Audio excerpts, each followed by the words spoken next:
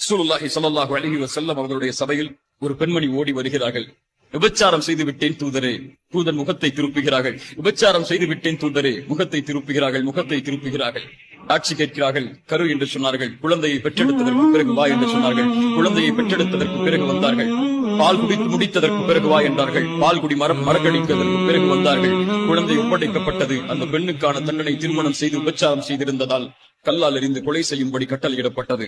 தண்டனை நிறைவேற்றப்பட்டுக் கொண்டிருக்கும் போது ஹாலித் இப்னு வலீதுடைய கரத்தில் இரத்த துளிகள் விழுகிறது. ஒரு விபச்சாரியின் ரத்தம் என்று கொஞ்சம் அறிவுறுத்தார்கள். தூதர் சொன்னார்கள், ஒரு பாவம் செய்து கண்ணியத்தை இழந்து கொண்டிருக்கக்கூடிய ஒருவருடைய கண்ணியம் கீழே விழுகிறது. சீ என்ற வார்த்தையால் தூதர் சொன்னார்கள், ஹாலிதே, யாரை சீ என்கிறாய்? இந்த பெண் அவருடைய பாவத்தை நினைத்து பாவ மன்னிப்பு செய்ததை மதீனாவில் வாழக்கூடிய ஒரு கூட்டத்தார்களுக்கு பங்கு வைத்தாலும் ஈடாகாது. ஹாலித்